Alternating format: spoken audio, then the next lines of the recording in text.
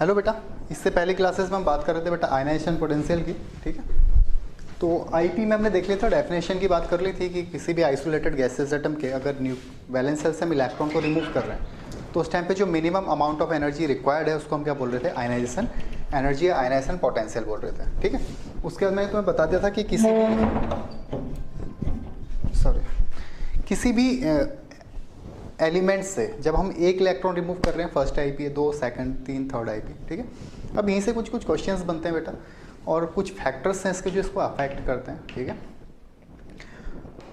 तो सबसे पहले हम कुछ क्वेश्चंस कर लेते हैं या फैक्टर्स देख लेते हैं इसके। तो फैक्टर्स कौन कौन से अफेक्ट करते हैं इसको देखो। आईपी का मतलब तो समझ आ गया सभी बच्चों को कि आइसोलेटेड गैसेस एटम से जब हम इलेक्ट्रॉन्स को रिमूव कर रहे हैं तो उस टाइम पे जो मिनिमम अमाउंट ऑफ एनर्जी है वो क्या है, आयनाइजेशन पोटेंशियल है, ठीक है। इसकी यूनिट मैंने बताई थी तुम्हें, इलेक्ट्रॉन वोल्ट पर एटम, किलो जूल पर मोल और किलो कैलोरी पर मोल, ठीक है। उसके बाद में तुम्हें बताया था कि आयनाइजेशन एनर्जी हमेशा एंडोथर्मिक प्रोसेस होगी, मतलब एनर्जी रिक्वायर्ड होगी इलेक्ट्रॉन्स को रिमूव करने में। इतनी बात तुम्हें पता है, ठीक है। अब देखो, मैं तुम्हें क्या बताया था, फैक्टर्स अफेक्टिंग, कौन कौन से फैक्टर्स जो इसको अफेक्ट करते हैं आयनाइजेशन पोटेंशियल को, कि कब आयनाइजेशन एनर्जी इंक्रीज होगी, कब आयनाइजेशन एनर्जी डिक्रीज होगी। तो सबसे जो पहला फैक्टर आता है बेटा वो है एटॉमिक रेडियस। एटॉमिक रेडियस या एटॉमिक रेडियस, एटॉमिक रेडियस या एटॉमिक साइज भी इसको बोला जा सकता है, ठीक है। तो जब भी हम बात कर रहे हैं बेटा एटॉमिक रेडियस की, तो जैसे जैसे रेडियस इंक्रीज होगी, एलिमेंट का साइज इंक्रीज होगा, तो एनर्जी उतनी कम रिक्वायर्ड होगी इलेक्ट्रॉन्स को रिमूव करने में। लास्ट क्लास में तुम्हें बताई थी चीज़ें कि जैसे जैसे एटम का साइज बड़ा हो रहा है तो हम उसमें कम एनर्जी देंगे इलेक्ट्रॉन्स को रिमूव करने में, ठीक है। तो क्या कह रहे हैं हम, एटॉमिक साइज अगर इंक्रीज हो रहा है तो आयनाइजेशन पोटेंशियल क्या होगा, डिक्रीज। मतलब ये क्या है, इन्वर्सली प्रोपोर्शनल है आयनाइजेशन एनर्जी के। रुको, आई ई को कंपेयर कर रहे तो आई ई लिख लेते हैं, एक सेकंड रुकना बेटा।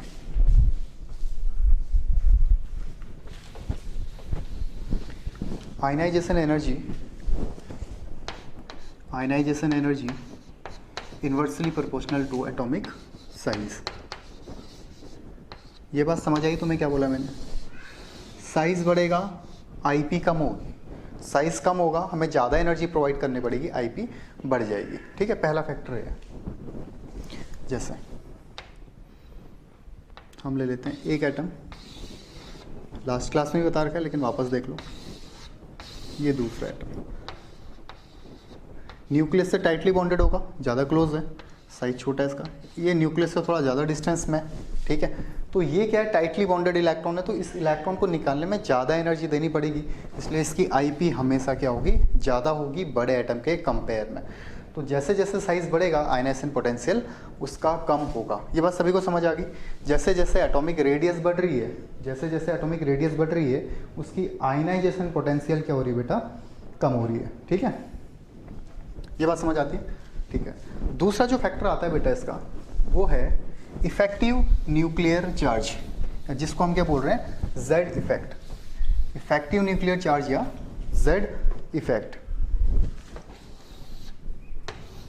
सेकंड है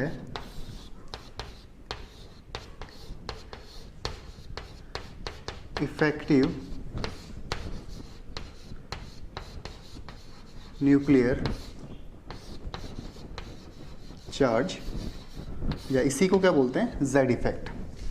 अब तुमसे अगर पूछ लिया किसी ने कि अगर जेड इफेक्ट बढ़ रहा है तो आईपी क्या होगी, इंक्रीज होगी या डिक्रीज होगी, क्या बोला मैंने, अगर जेड इफेक्ट बढ़ रहा है, जेड इफेक्ट बढ़ेगा तो रेडियस क्या होगी, कम होगी। अगर जेड इफेक्ट इंक्रीज करेगा, मैं क्या बोल रहा हूँ, अगर जेड इफेक्ट या effective nuclear charge, Z effect अगर इंक्रीज होगा बेटा तो उसका साइज क्या होगा, एटम का साइज क्या होगा, डिक्रीज होगा। ये बात तो हमने पढ़ ली है। Z effect increase, radius decrease. और अगर रेडियस किसी भी एटम का साइज कम हो रहा है तो उसकी आयनाइजेशन एनर्जी क्या होगी, अगर किसी एटम का साइज कम हो रहा है उसकी आईपी क्या हो जाएगी, इंक्रीज हो जाएगी। समझ रहे हो, जेड इफेक्ट बढ़ने पे साइज कम होगा और साइज अगर कम है तो उसकी आयनाइजेशन एनर्जी क्या हो जाएगी, इंक्रीज हो जाएगी। तो इसको हम डायरेक्ट लिख सकते हैं Z effect directly proportional to ionization energy. Clear है बात? दोनों बात क्लियर होगी, एटॉमिक रेडियस भी, जेड इफेक्ट भी। तो हेडिंग डालना यहाँ पे factors affecting ionization energy, factors affecting ionization energy. First factor डालना है इसमें बेटा साइज ऑफ एटम या atomic radius, size of atom या एटॉमिक रेडियस। इसमें लिखना when atomic radius increased, when atomic radius increased, when atomic radius increased ionization energy decreases, when atomic radius increased then ionization energy decreases। और नीचे box में बना के लिख लेना ionization energy inversely proportional to atomic size, ionization energy inversely proportional to size, मतलब size के बढ़ने पे आईपी धीरे धीरे क्या हो जाएगी, कम हो जाएगी। साइज बड़ा होगा तो हमें कम एनर्जी प्रोवाइड करनी पड़ेगी इलेक्ट्रॉन्स को रिमूव करने पे, ठीक है। सेकंड लिखना इफेक्टिव न्यूक्लियर चार्ज या Z effect, effective nuclear charge और Z effect, effective nuclear charge और Z effect. If Z effect increased then atomic size decrease, बीच में भी लिख सकते हो, अगर डायरेक्ट समझ आता है तो डायरेक्ट लिख सकते हो if Z effect increase then ionization energy always increases, ये लिख सकते हो, ठीक है। If Z effect increase then ionization energy increases, ये पूरा लिख लो। Z effect increase size decrease, और अगर साइज डिक्रीज करेगा तो आयनाइजेशन एनर्जी इंक्रीज करेगी, अभी हमने देखा था, ठीक है। Z effect directly proportional to ionization energy, ये भी कर लो, ठीक है बेटा, ये समझ आता है। ये हो गया। उसके बाद जो नेक्स्ट फैक्टर आता है वो है shape of orbital, shape of orbitals, shape of orbitals. अब इसका क्या मतलब है बेटा? शेप ऑफ ऑर्बिटल्स का मतलब है तुम्हारे पास कौन कौन से ऑर्बिटल्स हैं, एस है, पी है, डी है एंड एफ है। तो जो सबसे ज़्यादा अगर हम देखेंगे S, P, D and F, ठीक है। अब जब एस की हम बात करते हैं बेटा, एस क्या होता है? न्यूक्लियस के सबसे ज़्यादा नज़दीक होता है, ठीक है। एस क्या होगा? न्यूक्लियस के बहुत ज़्यादा क्लोज होगा, क्लोज, फिर पी होगा, फिर डी होगा, फिर एफ होगा। और न्यूक्लियस के जो जितना ज़्यादा क्लोज होगा उसमें से इलेक्ट्रॉन्स को निकालना उतना ज़्यादा डिफिकल्ट होगा। समझ पा रहे हो मैं क्या बोल रहा हूँ? एक बार मैंने तुम्हें पहले बात भी बताई थी कि एस सबसे ज़्यादा अट्रैक्ट भी करता है, रिपेल भी करता है, ऐसे कहीं बताई होगी बात। और एक वर्ड आता है penetration effect, penetration effect. Penetration effect का मतलब है closeness toward nucleus, closeness toward nucleus. Nucleus के कौन कितना क्लोज है? जो भी न्यूक्लियस के जितना ज़्यादा क्लोज होगा न्यूक्लियस का इफेक्ट उतना ज़्यादा उस पर लगेगा और उसमें से इलेक्ट्रॉन्स रिमूव करना उतना आसान हो जाएगा। जैसे एफ सबसे ज़्यादा दूर है तो एफ में से इलेक्ट्रॉन्स निकालना सबसे आसान होगा। मतलब आयनाइजेशन एनर्जी सबसे कम किसकी होगी? एफ की, और सबसे ज़्यादा किसकी होगी? एस की। समझ पाए मैं क्या बोल रहा हूँ कि S, P, D and F अगर सबशेल्स की हम बात करेंगे तो एस क्या होगा? न्यूक्लियस के सबसे क्लोज रहता है। क्लोजनेस टूवर्ड न्यूक्लियस को हम बोलते हैं पेनिट्रेशन इफेक्ट। ये वर्ड यहाँ पे लिख लेना। पेनिट्रेशन इफेक्ट की अगर बात करेंगे तो एस का सबसे ज़्यादा होता है, देन पी, फिर डी, फिर एफ। मतलब इलेक्ट्रॉन्स को रिमूव करना भी सबसे ज़्यादा डिफिकल्ट होगा एस में। सबसे ज़्यादा एनर्जी कहाँ लगेगी इलेक्ट्रॉन्स को रिमूव करने में? एस में। फिर कहाँ लगेगी? पी में। फिर कहाँ लगेगी? डी में, देन एफ। समझ आ रही बात? तो तुम्हारे तीन इफेक्ट्स हो गए। पहला फैक्टर था एटॉमिक रेडियस, सेकंड था इफेक्टिव न्यूक्लियर चार्ज, थर्ड था शेप ऑफ ऑर्बिटल। एस में से इलेक्ट्रॉन्स रिमूव करना सबसे डिफिकल्ट है, फिर पी में से, फिर डी में से, फिर एफ में से। मतलब सबसे ज़्यादा एनर्जी अगर लगेगी कहीं तो एस में से इलेक्ट्रॉन्स को रिमूव करने में लगेगी, ठीक है। अब जो तुम्हारा लास्ट फैक्टर है ये थोड़ा इंपॉर्टेंट है और बार बार क्वेश्चंस में तुम्हारे काम आएगा। थोड़ा कॉम्प्लेक्स भी है तो ध्यान से समझना।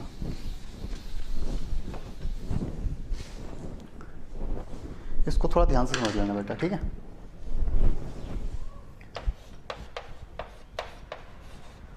फुली फिल्ड एंड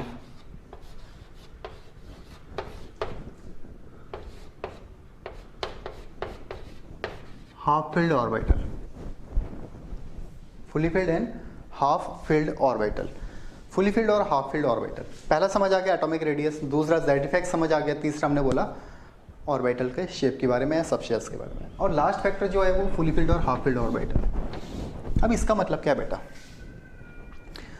सपोज तुम्हारे पास कोई एटम है, मैंने तुम्हें एक बार जब एटॉमिक इलेक्ट्रॉनिक कॉन्फ़िगरेशन जब बता रहा था तो वहाँ पे एक चीज़ बताई होगी कि जो फुली फिल्ड होता है वो बहुत ज़्यादा स्टेबल होता है, शायद तुम्हें याद होगा। तो ऐसा इलेक्ट्रॉनिक कॉन्फ़िगरेशन जहाँ पे ऑर्बिटल फुली फिल्ड है वो बहुत ज़्यादा स्टेबल होता है, ठीक है। उसके बाद जो स्टेबल होता है वो हाफ फिल्ड होता है, ठीक है। अब जो पहले से ही स्टेबल है, अगर तुम उससे इलेक्ट्रॉन्स बाहर निकालते हो तो वो क्या हो जाएगा, अनस्टेबल हो जाएगा। जैसे मैं बात करता हूँ ये नियॉन की बात करते हैं अपन, ठीक है। नियॉन का इलेक्ट्रॉनिक कॉन्फ़िगरेशन क्या है बेटा, 1s2 2s2 2p6, यही है। ऑर्बिटल्स में रख लो इसको, ये 1s2 है, ये फिर आया तुम्हारा 2s2, then 1 2 3 4 5 6 2p6, 1s 2s 2p। इसका ऑक्टेट कंप्लीट है बेटा, अगर देखोगे 2,8 इसका ऑक्टेट कंप्लीट है। एस में 2 इलेक्ट्रॉन है, पी में 6 इलेक्ट्रॉन है, मतलब ऑक्टेट कंप्लीट है, इसका मतलब स्टेबल है, ठीक है। और हम चाह रहे हैं कि इसमें से इलेक्ट्रॉन्स रिमूव करें। मैंने तुम्हें पहले ही बताया था इससे पहले क्लास में जस्ट कि इलेक्ट्रॉन हम कहीं से भी रिमूव कर सकते हैं, किसी भी एटम से हम पूरे के पूरे इलेक्ट्रॉन्स रिमूव कर सकते हैं, लेकिन एनर्जी का थोड़ा फर्क पड़ेगा। जैसे यहाँ पे अगर देखोगे ये स्टेबल है, अब मैं चाहूँ कि यहाँ से एक इलेक्ट्रॉन रिमूव कर दूँ तो रिमूव तो हो जाएगा, बट जैसे ही रिमूव होगा बेटा इसके पास इलेक्ट्रॉन कितने हो जाएंगे, 2,7। अभी कितने थे, 2,8। एक इलेक्ट्रॉन रिमूव करते ही कितने हो गए, 2,7। ये स्टेबल था और जैसे ही एक इलेक्ट्रॉन निकाला क्या हो गया, अनस्टेबल हो गया। तो क्या कोई स्टेबल ऑर्बिटल कभी अपने में से इलेक्ट्रॉन से इजीली निकालने देगा, निकालने देगा? ये बात तो मैं जनरल सी बात है, ठीक है। अगर कोई पहले से ही स्टेबल है, क्या वो अनस्टेबल होना चाहेगा? कभी भी नहीं होना चाहेगा बेटा, ठीक है। तो जैसे हम फुली फिल्ड से इलेक्ट्रॉन्स निकालने की ट्राई करते हैं, इलेक्ट्रॉन्स तो निकाल लेंगे, बट वहाँ पे बहुत ज़्यादा एनर्जी प्रोवाइड करानी पड़ती है उस इलेक्ट्रॉन्स को रिमूव करने में। क्यों? क्योंकि वो क्या है, स्टेबल है। क्लियर है बात? ऐसे ही हाफ फील्ड में भी रहता है। हाफ फील्ड के केस में भी अगर हम देखेंगे तो हाफ फील्ड में भी ऐसे ही रहता है। जैसे हमने नाइट्रोजन की बात करेंगे, नाइट्रोजन का इलेक्ट्रॉनिक कॉन्फ़िगरेशन क्या है, 1s2 2s2 2p3। नाइट्रोजन का क्या है, 1s2 2s2 2p3। समझ रहे हो? ये 1s है, ये 2s है और ये 2p है। p में कितने इलेक्ट्रॉन है, 3 इलेक्ट्रॉन है। इसका मतलब ये क्या है, हाफ फील्ड है। और मैं तुम्हें बार बार बोल रहा हूँ, जो फुली फील्ड है और हाफ फील्ड है ये स्टेबल होते हैं। दोनों में अगर ज़्यादा कंपेयर करोगे तो फुली फील्ड ज़्यादा स्टेबल होगा, बट हाफ फील्ड भी स्टेबल होता है। तो हाफ फील्ड और फुली फील्ड दोनों इलेक्ट्रॉनिक कॉन्फ़िगरेशन स्टेबल होते हैं। तो इनमें से इलेक्ट्रॉन्स निकालना बहुत ज़्यादा डिफिकल्ट है। क्लियर है बात? क्योंकि दो के दो स्टेबल हैं, जैसे ही इलेक्ट्रॉन निकालोगे अनस्टेबल हो जाएगा। तो कोई भी नहीं चाहेगा कि वो अनस्टेबल है। समझ रहे हो? सपोज तुम इंस्पेक्टर हो और मैं चाहता हूँ कि तुम कांस्टेबल बन जाओ, क्या बनोगे? कभी नहीं बनोगे, ठीक है। तो पहले से अगर स्टेबल हो तो अनस्टेबिलिटी की ओर नहीं जाओगे, बन तो जाओगे बट बहुत ज़्यादा एफर्ट करना पड़ेगा हमारे लिए। तो सेम चीज़ यहाँ पे भी है कि 6 इलेक्ट्रॉन है यहाँ पे, इसका पी पूरा फुली फील्ड है, तो इसमें से इलेक्ट्रॉन निकल तो जाएगा बेटा, बट यहाँ पे आयनाइजेशन एनर्जी बहुत ज़्यादा होगी, बहुत ज़्यादा एनर्जी प्रोवाइड करवानी पड़ेगी। सेम चीज़ यहाँ पे भी है। सही है? समझ आती बात है? तो फुली फील्ड और हाफ फील्ड के केस में आयनाइजेशन एनर्जी क्या होती है, बहुत ज़्यादा होती है। क्लियर है? दोनों टर्म समझ आ गए। नियॉन और नाइट्रोजन के केस में अगर देख लो तो दोनों बात तुम्हें ध्यान से समझ आएगी, ठीक है। Fully field and half filled orbital ये बना लेना और वो बना लेना। आयनाइजेशन एनर्जी इज मैक्सिमम लिखना, आयनाइजेशन एनर्जी इज मैक्सिमम। चलो एक केस यहाँ पे देख लेते हैं। Li, इसको हटा देता हूँ बेटा।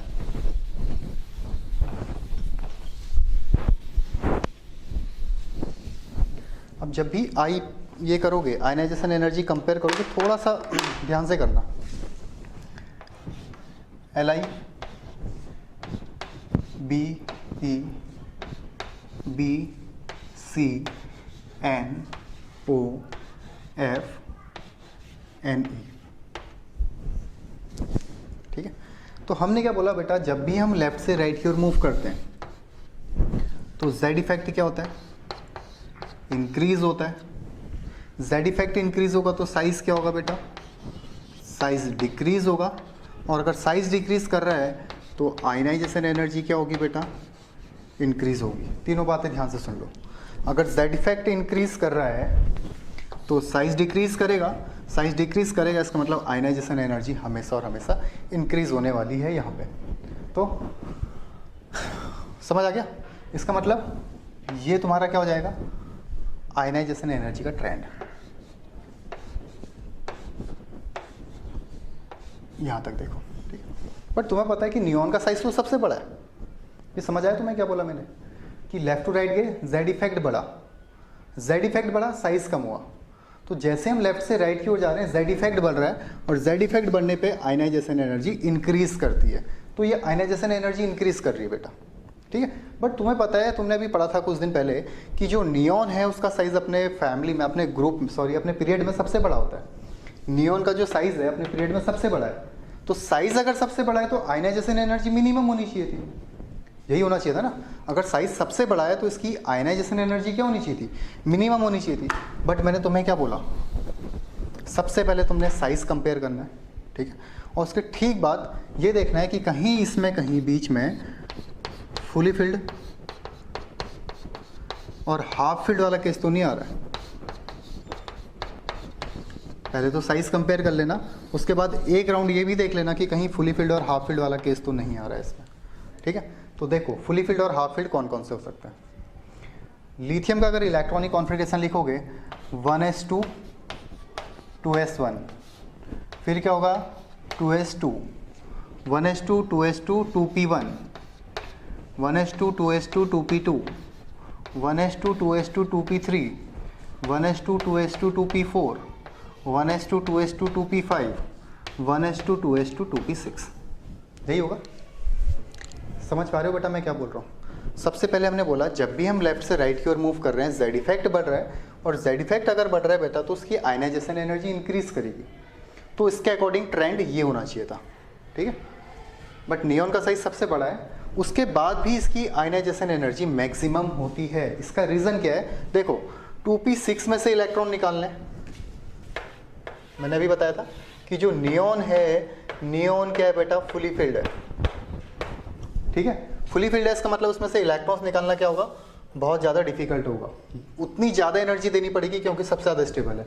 तो नियॉन का साइज अपने पीरियड में सबसे बड़ा है, उसके बाद भी इसकी आयनाइजेशन एनर्जी ज़्यादा है। क्यों, क्योंकि ये क्या है, फुली फिल्ड इलेक्ट्रॉनिक कॉन्फ़िगरेशन है, स्टेबल है, ठीक है।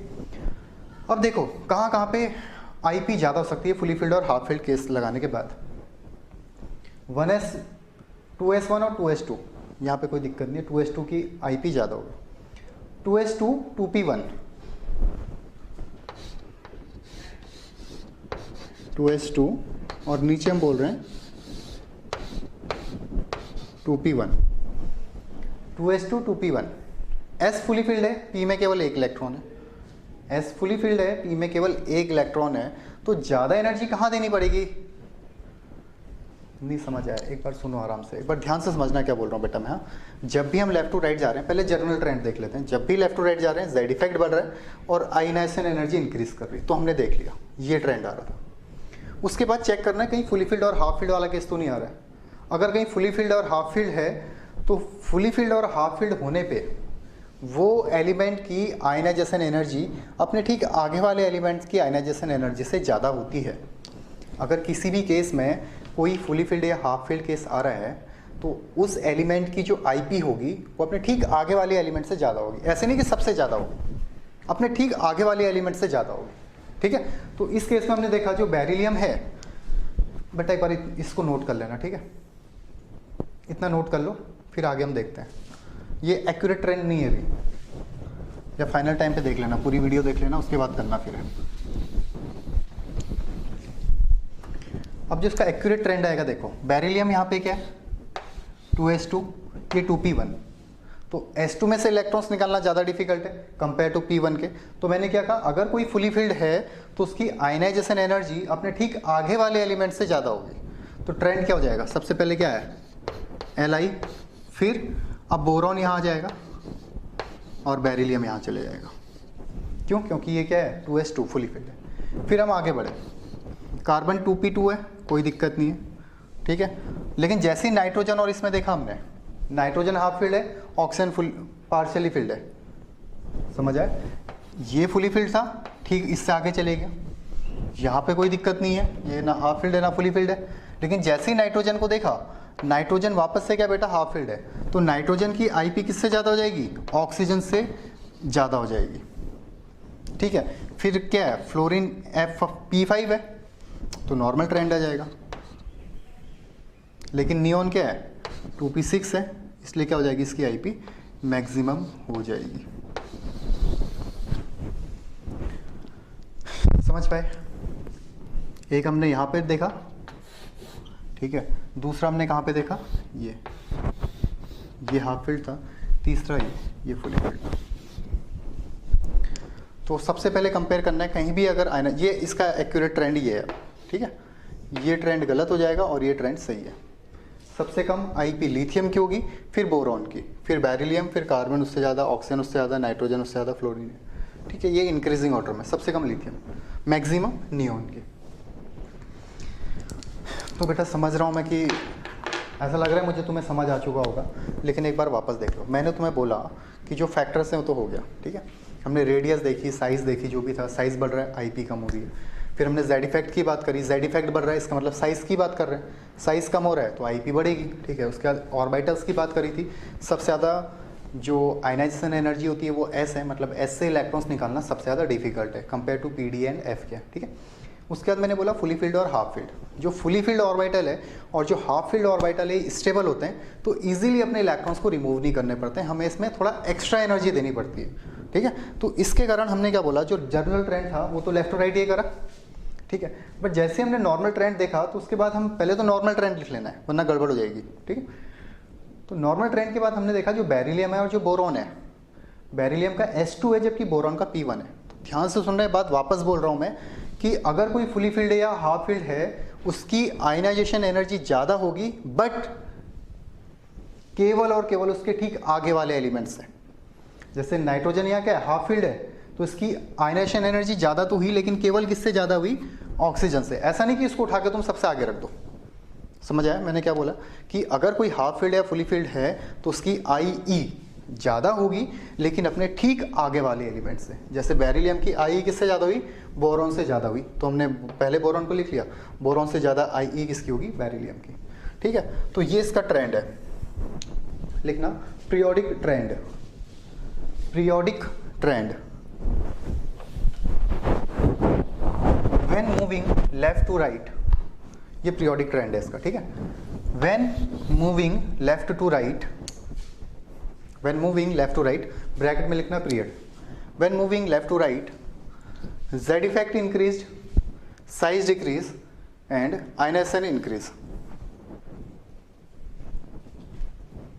Accept fully filled and half filled electronic configuration, except fully filled and half filled electronic configuration। ये पहला वाला ये बनाना, इससे समझ आएगा तुम्हें लिखा क्या है। एडजेक्ट ऐसा बनाना और इसको ऐसा कर देना, मतलब बेरिलियम की बोरॉन से ज़्यादा होगी, ठीक है। नाइट्रोजन की किससे ज़्यादा होगी, ऑक्सीजन से आईपी ज़्यादा होगी, और नियोन तो क्या है, फुली फिल्ड है, तो उसकी सबसे ज़्यादा होने वाली है। समझ आ रही है बेटा,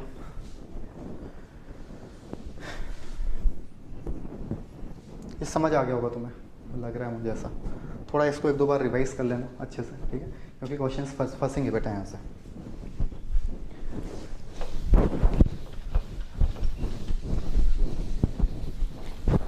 अब लिखना next point, when moving top to bottom,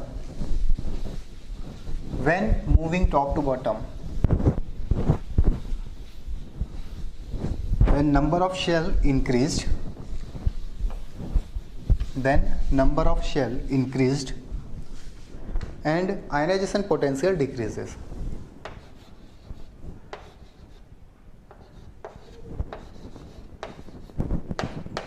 अरे यार, ये बच्चे ने मना करा था इस चौक से मत लिखना, सॉरी।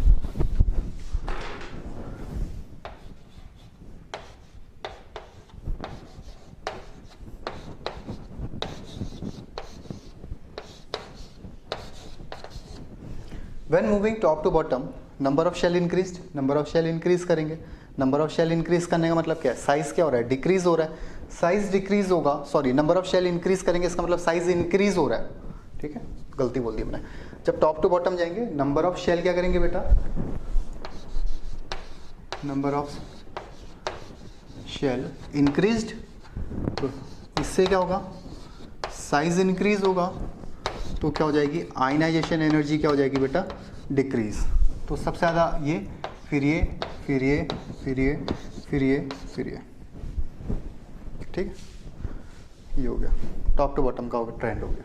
फ्रेंसियम का मतलब रेडियो एक्टिव एलिमेंट है, सीजियम तक देख लेना, फ्रेंसियम को हटा दो। तो ये ट्रेंड हो गया टॉप टू बॉटम, सही है, टॉप टू बॉटम का ट्रेंड ये हो गया। टॉप टू बॉटम क्या कर रही है, डिक्रीज हो रही है, मतलब सीजियम से इलेक्ट्रॉन्स को रिमूव करना सबसे आसान है। सीजियम से इलेक्ट्रॉन्स को रिमूव करना क्या सबसे आसान है। तुमने एक टर्म पढ़ लिया होगा, फोटो इलेक्ट्रिक इफेक्ट, कि हम क्या करते हैं, बॉम्बार्डमेंट करा रहे हैं वहाँ पे, लाइट, अगर लाइट आती है उसमें से अगर टकराए लाइट, तो मेटल सरफेस से इलेक्ट्रॉन क्या होता है, एमिट होता है, निकलते हैं, एजेक्ट होते हैं। ये मेटल सरफेस है, इसमें हमने लाइट पास कराई, अगर इससे इलेक्ट्रॉन्स निकल गए, वो क्या, फोटो इलेक्ट्रिक इफेक्ट है। लाइट आई, इलेक्ट्रॉन निकले, मतलब एनर्जी आई और इलेक्ट्रॉन निकला। तो ऐसा मटेरियल होना चाहिए, ऐसा मेटल होना चाहिए जिसमें से क्या हो जाए, इजीली इलेक्ट्रॉन्स निकल जाए। तो वो कौन सा है बेटा, सीजियम, फोटो इलेक्ट्रिक इफेक्ट्स में यूज होता है, ठीक है, समझ आ गया। तो लेफ्ट टू राइट और top to bottom, left to right में तुमने फुली फील्ड और हाफ फील्ड वाला केस देख लेना है, ठीक है, ये हो गया। एक्सेप्शंस की बात नहीं कर रहा हूँ मैं भी, एक्सेप्शंस की जैसी बात करेंगे तो तुम्हें पता है, मैंने बोरॉन फैमिली का तुम्हें एक जिगजैग वाला बताया था, कहीं साइड में नोट करने के लिए बोला था, लेकिन उससे पहले इसके कुछ क्वेश्चंस कर लेते हैं, ठीक है, थियरी एरिया होगी कंप्लीट, अब इसके कुछ क्वेश्चंस लगाते हैं।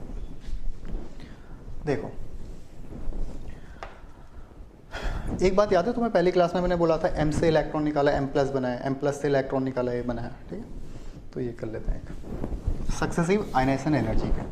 तो तुम्हारे पास कोई एलिमेंट है, M मान लेते हैं, या फर्स्ट IE,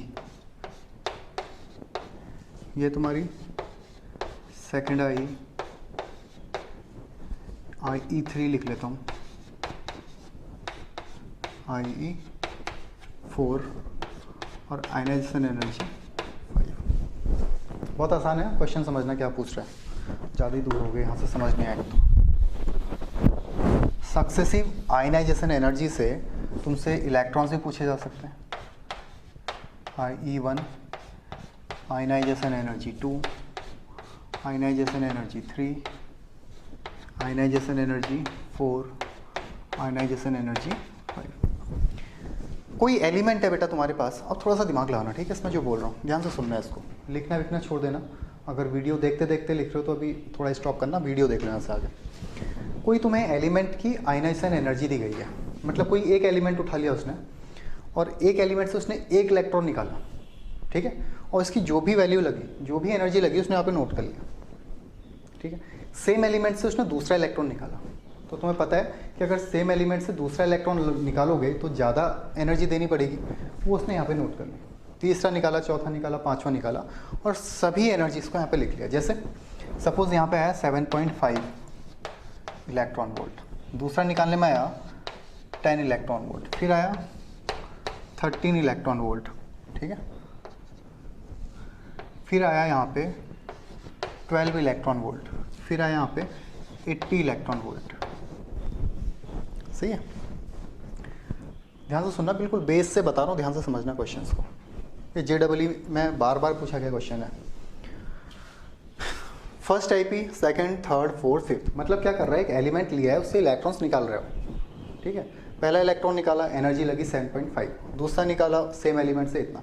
तो पहला क्वेश्चन तो क्या है, ये ट्रेंड सही है, ये जो उसने IE की वैल्यू रखी हुई, इसने किसने, सपोज तुम ही हो, तुम ही काम कर रहे हो, तो तुमने जो वैल्यूज़ लिखी हैं सही वैल्यूज़ हैं, बिल्कुल गलत है। कैसे, देखो, मैंने तुम्हें क्या बताया था कि सेम एलिमेंट से जब इलेक्ट्रॉन्स निकालोगे तो उसको अलग अलग इलेक्ट्रॉन्स निकाले, तो पूरे आयनाइजेशन एनर्जी को क्या बोला गया था, सक्सेसिव आयनाइजेशन एनर्जी, यही बोला था। और वो हमेशा किस में रहती है, इंक्रीजिंग ऑर्डर में। ध्यान से सुनना, सबसे पहले क्वेश्चन समझ आना चाहिए कि सही भी लिखा है कि गलत लिखा है। मैंने क्या बोला, जो सक्सेसिव आयनाइजेशन एनर्जी होती है वो हमेशा इंक्रीजिंग ऑर्डर में है। तो ये देखो 1 2 3 4 5 सक्सेसिव IP है, बट अगर तुम देखोगे 7.5 से 10 हुआ सही था, 13 हुआ सही था, बट 13 से क्या कभी 12 हो सकता है? कभी नहीं हो सकता है। क्यों? क्योंकि आयनाइजेशन एनर्जी 3 और 4 जब तुम कंपेयर करोगे तो फोर्थ हमेशा और हमेशा ज़्यादा होगी। अगर कहीं ऐसा क्वेश्चन आ रहा है तो डायरेक्ट लिख दो डज नॉट एग्जिस्ट। क्लियर है बात? या क्वेश्चन ही ये रॉन्ग है। ठीक है, ये बात समझ आ गई तुम्हें कि ये कभी कम नहीं हो सकती, इसको हमेशा क्या होना होगा? ज़्यादा ही होना होगा। यहाँ पे लिख लेता हूँ मैं 50 इलेक्ट्रॉन वोल्ट। अब ये सही है। पहले 7 थी, फिर 10 थी, फिर 13 थी, फिर 50 थी, फिर 80 थी। ठीक है, अब ध्यान से सुनना बेटा। कोई एटम था, हमने इतने इलेक्ट्रॉन्स उससे निकाले, उनकी सभी एनर्जीज यहाँ पे नोट कर ली। अब तुम्हारे पास क्वेश्चन पूछा गया है, देखना कितना आसान क्वेश्चन है, समझना कि वैलेंस सेल के इलेक्ट्रॉन्स, वैलेंस सेल में कितने इलेक्ट्रॉन्स होंगे? ये जो एटम है जिसकी हमने इलेक्ट्रॉन्स निकाले हैं, इस एटम के वैलेंस शेल में कितने इलेक्ट्रॉन होंगे पूछ रहा है। आयनाइजेशन एनर्जी तुम्हें दे दी है और पूछा गया है इसके वैलेंस शेल के इलेक्ट्रॉन्स बताओ। क्या ऐसा पॉसिबल है कि केवल एनर्जी देके तुमसे पूछ लो एनर्जी बताओ? क्या पॉसिबल है ऐसा? हाँ बेटा, बिल्कुल पॉसिबल और बिल्कुल आसान है। देखो, पहली चीज़ तो देखना है कि क्वेश्चन इंक्रीजिंग ऑर्डर में होना चाहिए। ठीक है, इंक्रीजिंग ऑर्डर में। दूसरा देखो, फर्स्ट से जब सेकंड में गए, जब फर्स्ट से सेकंड की ओर को गए 7 से 10 हुआ सही है, सेकंड से थर्ड में गए 10 से 13 हुआ सही है, लेकिन यहाँ पे तुम्हें कुछ अलग सा नहीं लग रहा है? 13 से डायरेक्ट 50 हो गया, लेकिन जैसे ही तुम थर्ड से फोर्थ में गए तो ये क्या हुआ? 13 से डायरेक्ट क्या हो गया? 50 इलेक्ट्रॉन वोल्ट। 7 से 10 था, 10 से 13 था, बट जैसे ही थर्ड आईपी से तुमने देखा, आयनाइजेशन एनर्जी थर्ड से देखा फोर्थ में, तो तुम्हें क्या दिखा? एक सडन लार्ज जंप। जब एनर्जी का गैप बहुत ज़्यादा होता है तो उसको बोला जाता है सडन लार्ज जंप। ये अचानक से लार्ज जंप हुआ, देखो 13 से 50 हो गया। ठीक है, जंप कहाँ से कर रहा है? आयनाइजेशन एनर्जी थर्ड से। समझ आई बात? इंक्रीजिंग ऑर्डर में होना चाहिए, और जहाँ पे भी तुम्हें जंप दिखे, सडन लार्ज जंप दिखे, जहाँ पे बहुत ज़्यादा गैप दिखे, जिस भी आईपी से तुम्हें जंप दिखेगा, इसका मतलब उसके वैलेंस सेल में उतने ही इलेक्ट्रॉन हैं। जैसे यहाँ पे देखो, थर्ड से फोर्थ में 13 से 50 हो गया, मतलब जंप कहाँ से करा है? थर्ड आयनाइजेशन एनर्जी से। इसका मतलब इसके वैलेंस सेल में 3 इलेक्ट्रॉन होंगे। समझ लो आराम से क्या बोल रहा हूँ। पहला क्वेश्चन इसमें पूछा गया है वैलेंस सेल के इलेक्ट्रॉन्स बताओ, कि ये कौन से, तुम्हें ऑप्शंस दिए होंगे वैलेंस सेल के इलेक्ट्रॉन ए में 1 2, ये ऐसे ऑप्शंस दिए हैं। 1 ऑप्शन बी दिया है, 3 ऑप्शन सी दिया है, 4 ऑप्शन डी दिया है, 7। ठीक है, इन ऑप्शंस में से तुम्हें बताना है कि इसके वैलेंस सेल में कितने इलेक्ट्रॉन होंगे। किसको देख के? केवल आयनाइजेशन एनर्जी को देख के। तो मैंने क्या बोल रहा हूँ, जहाँ से भी तुम्हें सडन लार्ज जंप दिखेगा, जैसे यहाँ से थर्ड से फोर्थ में 13 से लेके सीधे 50 हो गया, ये सडन लार्ज जंप है। इसका मतलब जहाँ से भी जंप हो रहा है उसके वैलेंस सेल में उतने ही इलेक्ट्रॉन होंगे। जंप कहाँ से करा? थर्ड से। इसका मतलब वैलेंस सेल में कितने इलेक्ट्रॉन होंगे? 3। तो आंसर क्या हो गया इसका? बी। ठीक है, समझ आ गया? इसमें लिख सकते हो, इस क्वेश्चन के ऊपर लिखना, find the valence shell electron, find the valence shell electron if successive ionization energy, find the valence shell electron if successive ionization energy is 1 2 3 4 5। सब कर लो। ठीक है, चलो सेकंड क्वेश्चन करते हैं इसी का। अब तुम फटक से सोचना, ठीक है, क्या हो सकता है। बहुत आसान है बेटा, ये थोड़ा सोचना है इसको। तो मैं फर्स्ट दे रखी है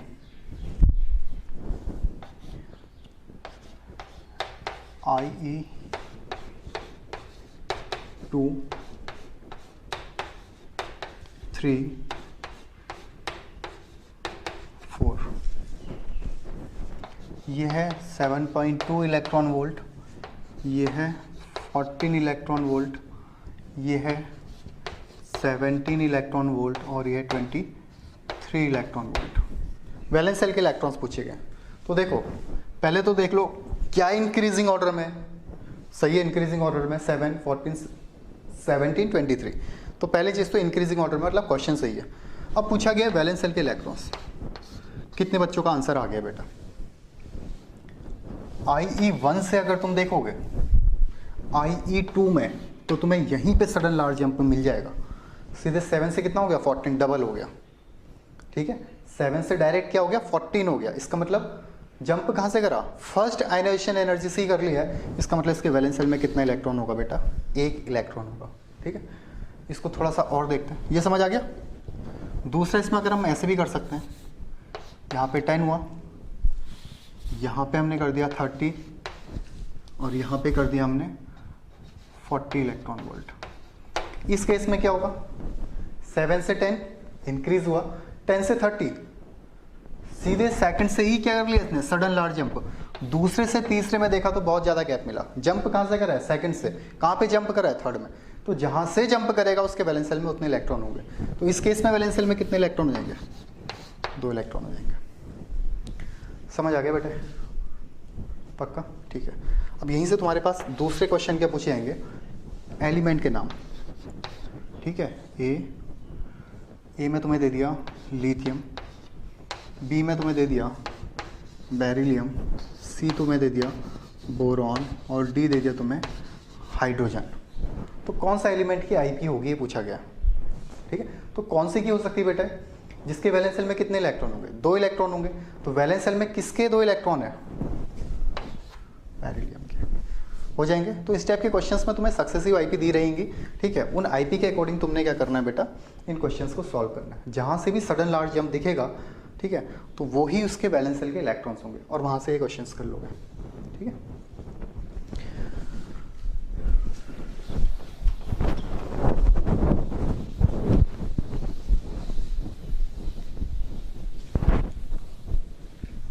एक और कर लेते हैं। ये दे दी तुम्हें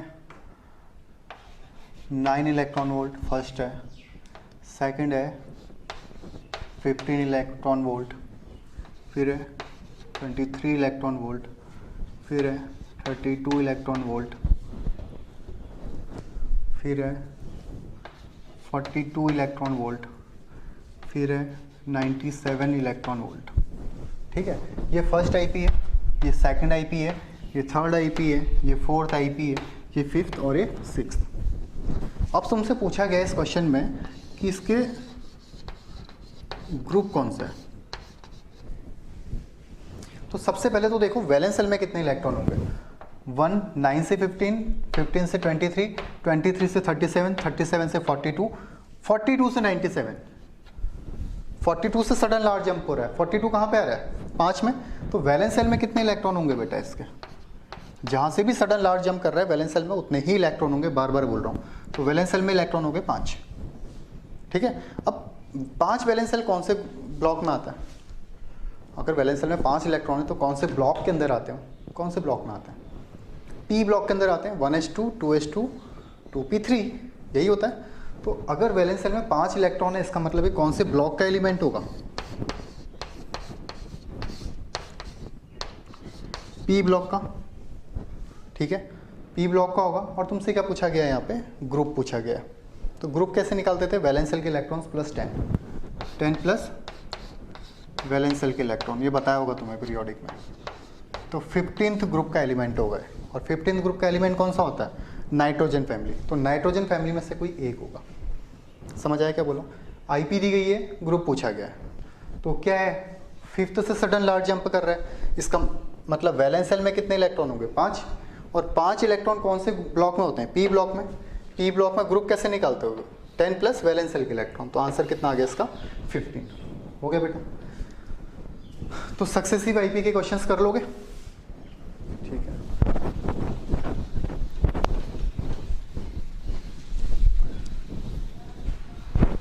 अभी तक जो हम बात कर रहे थे बेटा, ये सक्सेसिव आईपी की थी, ठीक है।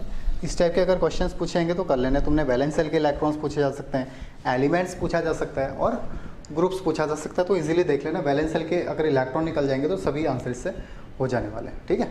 एक बार इसको तरीके से देख लेना, सिस्टमैटिक। अब देखो, जो आयनाइजेशन एनर्जी का फॉर्मूला होता है,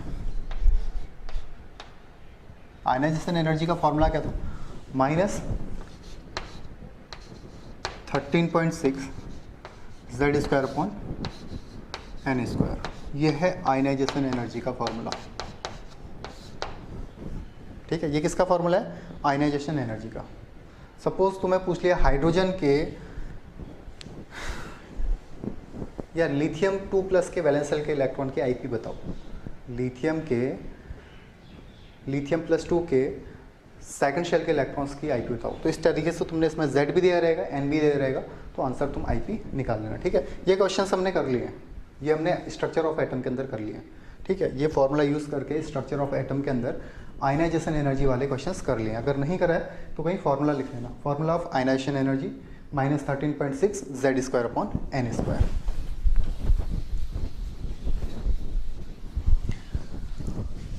चलो पहला क्वेश्चन आता है हमारे पास।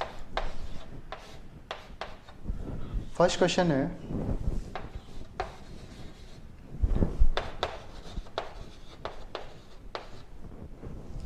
BE, C, N and F increasing या डिक्रीजिंग ऑर्डर में बताओ, ये पूछा गया है।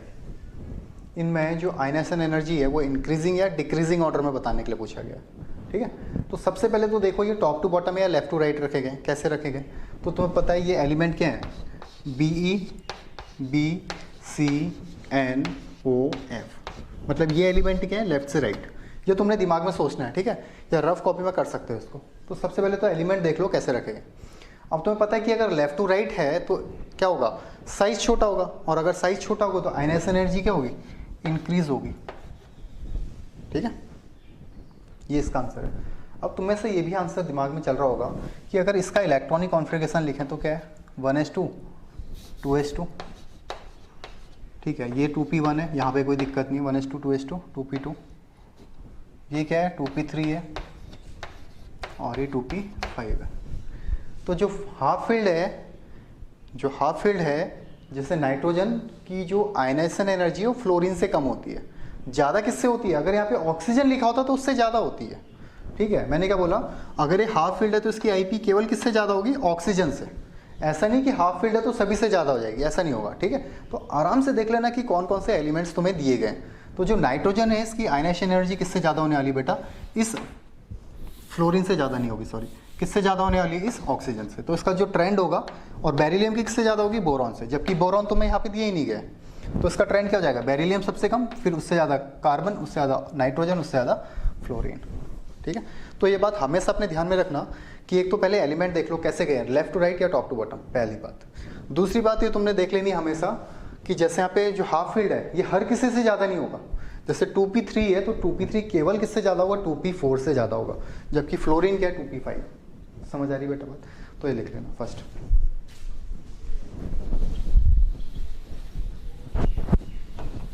ठीक है,